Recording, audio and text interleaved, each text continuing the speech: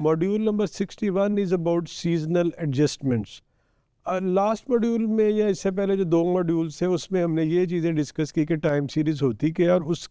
जो time series के अंदर जो डिफरेंट फैक्टर्स हैं उनको हमने डीकम्पोज करके या we drill down to different patterns के डाटा में अगर स्पाइक आई है वो क्यों कहाँ पे है, और उसके अंदर कोई भी इस तरह की जो वेरिएशंस हैं जो कि नहीं होनी चाहिए नॉर्मली,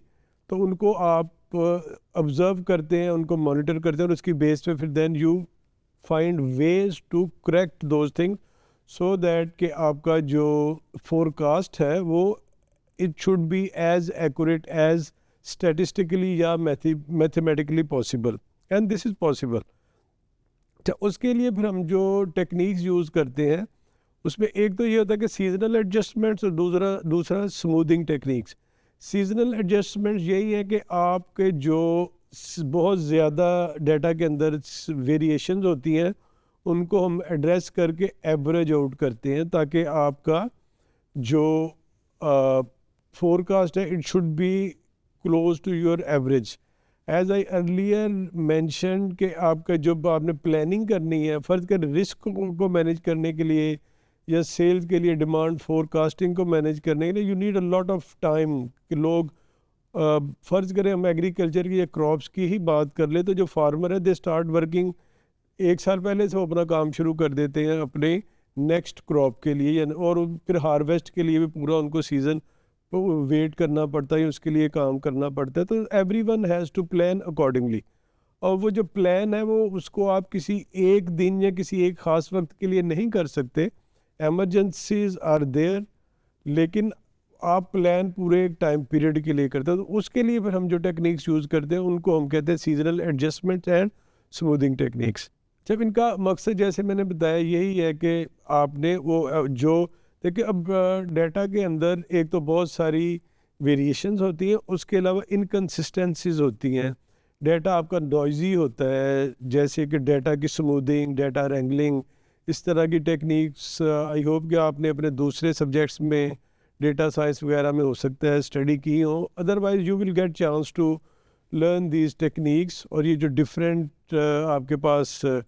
ऑप्शंस होते हैं, tools, technologies and everything, and of course type of data whatever you are dealing with, तो ये सारी चीज़ें आपको हेल्प करती हैं कि आपने क्या टेक्निक यूज़ करनी है उस एडजस्टमेंट के लिए, ताकि जो आपका इवेंचुअल गोल है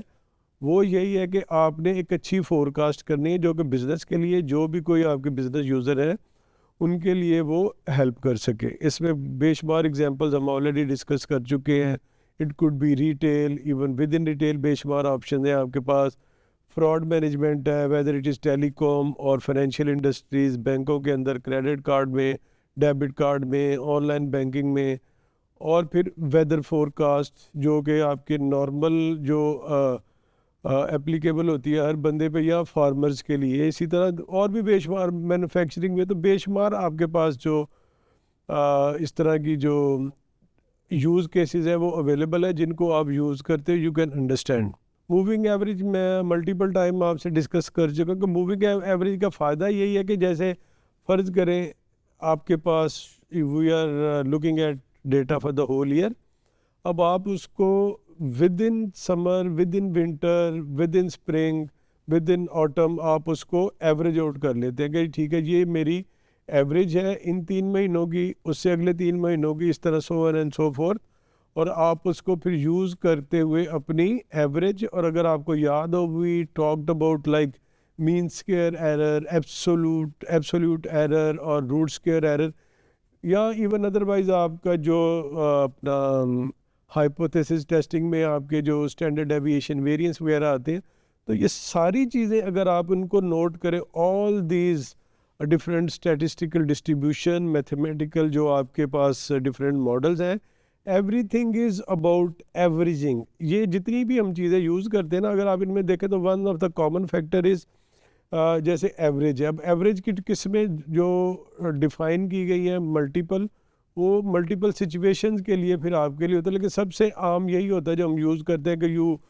काउंट और sum total number of observation, जो भी आपके पास वैल्यूज़ हैं उनका आप टोटल करें, अगर और उसको आप n पे डिवाइड कर दें तो sum of x divided by n ये आपकी आम सी होती है, लेकिन जब आपने उसको मीन स्क्वायर एरर करना है या फिर आप उसको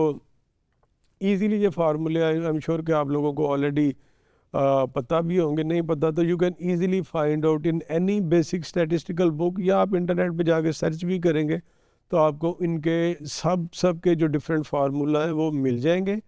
और आप ये चीज़ उसमें अंडरस्टैंड करेंगे, दैट विल बी कॉमन चीज़ यही होगी कि आप एक्चुअल वैल्यू, उसकी जो प्रिडिक्टेड वैल्यू या फोरकास्टेड वैल्यू, वो चीज़ें,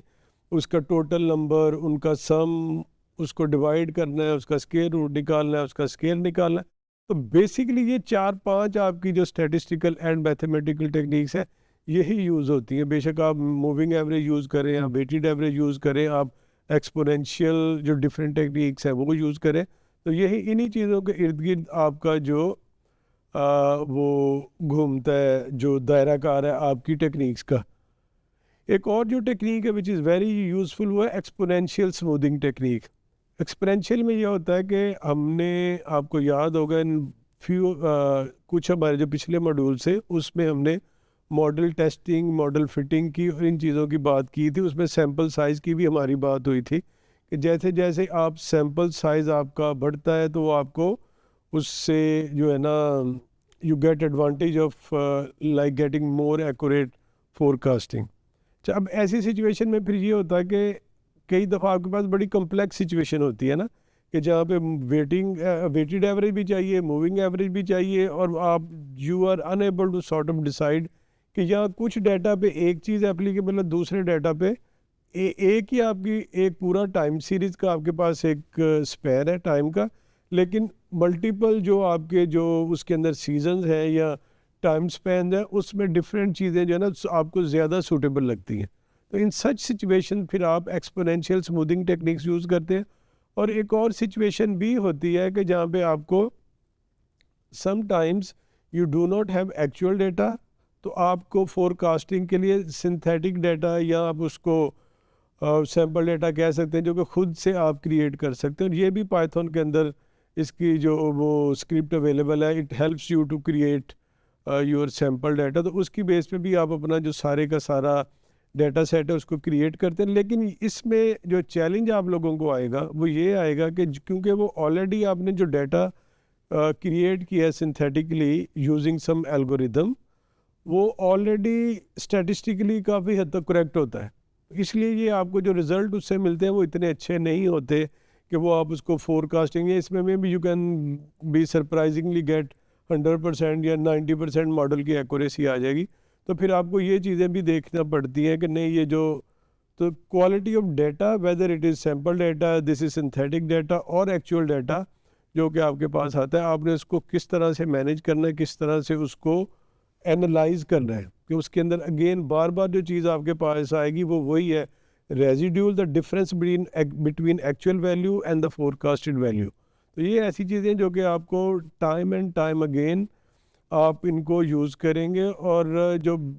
बेशुमार आपके जो प्रोजेक्ट्स हैं they will be based quality of your projects, quality of your outcome and impacting the business outcomes, it will be depending entirely on your choice, techniques, tools जो भी आप इसमें यूज़ करेंगे। Thank you.